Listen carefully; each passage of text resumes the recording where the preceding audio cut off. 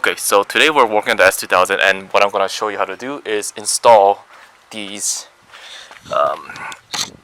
lower ball joints. These are Buddy Club adjustable lower ball joints, and I got these just so that I could have both camber and caster when I get an alignment on this thing after I put the coilovers on. So the problem with these cars have is from the front, you'll really only be maxing out the front camber setting at about 2 degrees, and in order to do that you have to also sacrifice caster to do so. So what this lets you do is it lets me have more camber, and it also lets me get some caster back so I can have a pretty aggressive autocross alignment.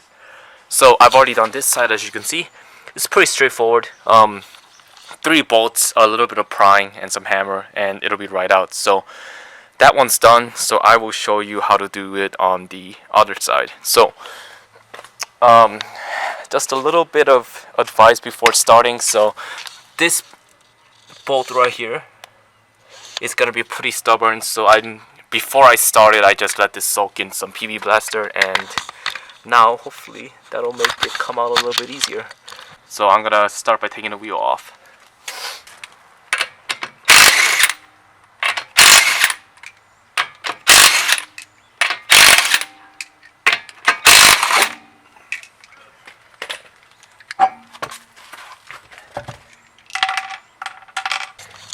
Alright, so first thing you're going to have to do is remove this castle nut on the bottom. So this one's going to have a cotter pin through it, so so get that out first.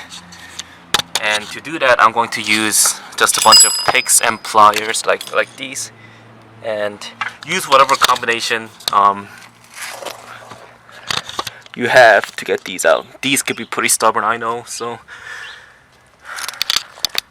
this is probably the hardest part of it.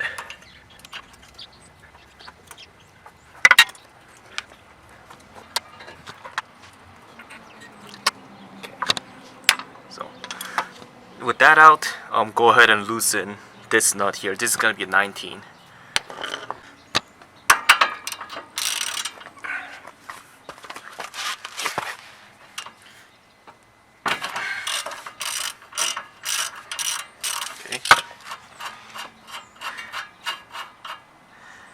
Now you're going to loosen but not remove the 2 ball joint nuts, which are bolts, which are this one, and there's one on the other side as well, and those are 17s.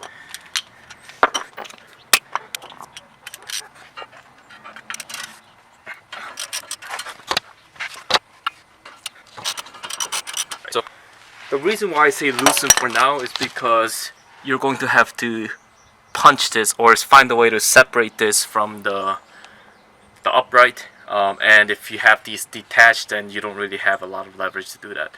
There's a couple ways to do this. The proper way would be to use a ball joint separator tool between here and here, but I don't have that. But what usually works is if you have the castle nut and you know you're not going to be reusing this, go ahead and thread this back on, and take a big hammer and just smack it until it breaks loose. And the reason for putting this nut back on is so first, you don't damage the threads, and second, when this pops off it's going to fly, so you just want to make sure that there's something here to catch it from doing something you don't want it to do. So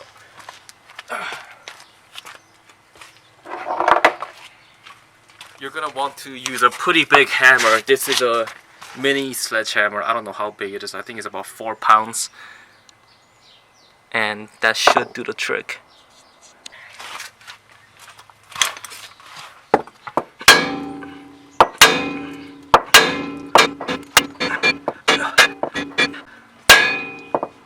Alright, so I think that one's did it. So you can see that there's no gap here, so this is going to be loose. And now with that, loosen or remove the rest of these bolts, and the lower ball joint should come right off.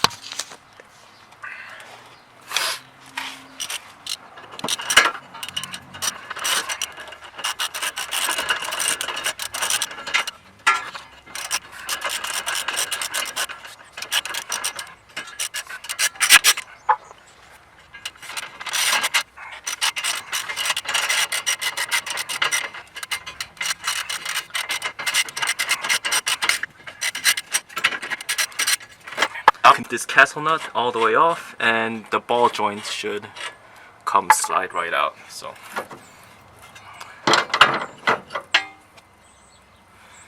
alright, let's get the new part. Alright, so this is the part that we're going to be installing. And this is just what came out of it. So how this works is it has a locking plate and the actual ball joint part of it, and what it does is it slides the point where the upright mounts to the ball joint in order for you to have less or more camber. So out of the box, these came in the most aggressive, or the second from the most aggressive setting. In the brochure, it does say that's good for about 3.5 to 4 degrees, which is kind of what I'm looking for. So I'm just going to be using that. You can go one more, and it says that will give you up to 5 degrees, but I don't think I'm going to be needing that much. So the installation is just going to be opposite of disassembly. So you're going to, and they give you hardware. So you're going to bolt this to the upright first, and then install this portion, and then torque everything down. You should be good to go. So, all right.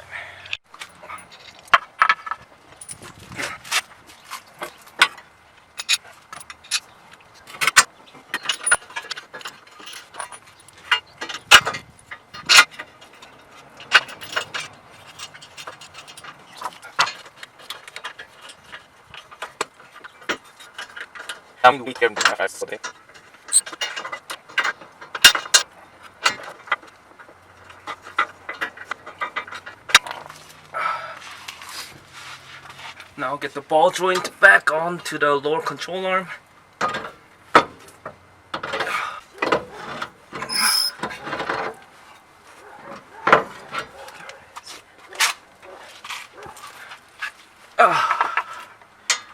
Alright. Now I'm going to tighten this and this. So the torque spec is, I think, 51 foot-pounds for the lower ball joint nut and the castle nut, and 47 foot-pounds for the actual ball joint hardware. So I'm just going to use 50 foot-pounds for everything and call that good.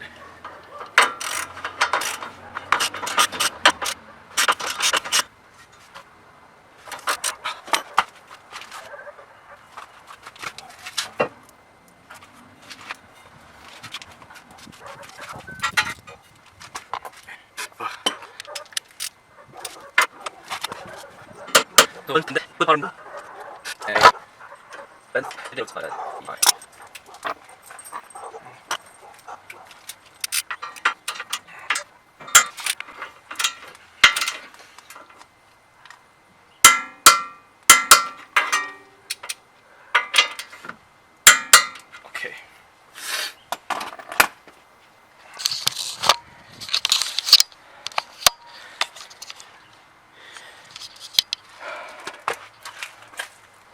And that's all of it. So now you can put the wheels back on and lower the car, see how it looks.